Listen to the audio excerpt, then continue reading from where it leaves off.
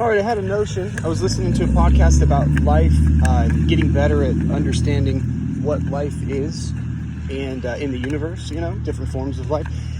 And also looking into like Panpsychism, which is the idea that everything has a form of consciousness. And I think what popped into my head is that life and consciousness and that panpsychism, I think they're all on a spectrum, basically. So if you think about subatomic particles, like the very basic, like atoms and quarks or whatever's down there, they all have preferences in essence. They bounce towards certain things and they bounce away from other things, and that seems pretty automatic.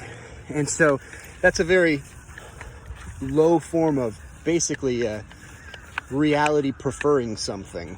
And as all those little bits and pieces bounce around, sooner or later they work their way up into, it might be organisms are next, like bacteria, whatever's down at that level, viruses. And even then, it is reality acting out certain preferences, affinity towards one thing, aversion towards another. As those life forms develop in complexity, they approach basically us, we like animals with minds. And when you have a mind, a brain, a central nervous system, you have very complex preferences that then get acted out. There's still preferences, just like particles have preferences towards, aversion or affinity, like magnetism, But there's still preferences about things. And then you make it all the way up to, us, and the thing that differentiates us is what we call consciousness. So there's life, that's an interesting notion. And then consciousness is a particular thing that life does. And consciousness, the definition I've come across that I think is the best currently anyway, is consciousness is being able to have a simulated mind space within your brain where you can consider something. So if you were thinking, well, I'm going to act out particular preferences, what do I want to happen? Well, in your mind, you might think, well, if I do this, then that happens.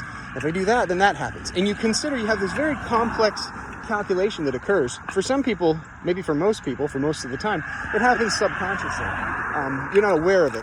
But if you take, and that may be, on the spectrum of consciousness, basically. You're not aware of the fact that you have these preferences and that you're considering these things. Just it comes out as an impulse, and then in hindsight, you look at it and say, well, this is why I did that. When you get to the next level of consciousness, you are creating simulated spaces in your brain and then considering what your behavior will result in. And that is consciousness as such, in my opinion. Julian Jane's opinion. It's not my idea. Somebody else came up with it, but seems to make sense. So when you can consider various potential trajectories that your life can go on, like various timelines based on your behavior, and then act those out. So, if you're at a bar, which girl do you talk to? And then you can consider what would happen if you talked to, any of them. Or if you're working on a vehicle, you can consider what's the part that you're going to fix first. And then you consider in your mind, well, if I fix this, this happens. If I fix that, that happens.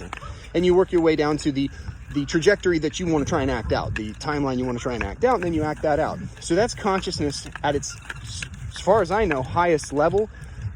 You can go higher by having more knowledge. Like the more you know about reality and the laws of reality, the more you can know whether your trajectories will turn out the way that you think they will. So the better your instincts are, basically, which is why it's important to tell the truth constantly, is because you really want to get rid of the fluff in your brain. Try to be honest about everything with yourself and with others so that you can navigate the hairiness of reality appropriately. But anyway, if we were thinking about what is life in the universe, like if we were exploring the universe, we would, I think the conclusion you would come to is this spectrum. Basically, everything is life in the sense that we are reality. Everything else is reality. We're all the same stuff.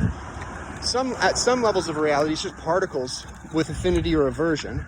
But as you get up to, you could call it more complex, but it might not be more complex. But as you get to our level, you've got conscious life, I would say, where you've got something considering various trajectories and then trying to do that. They're trying to, when you have preferences about how reality is going to unfold, and then you adjust reality accordingly, that's where you're getting to what we would call conscious life.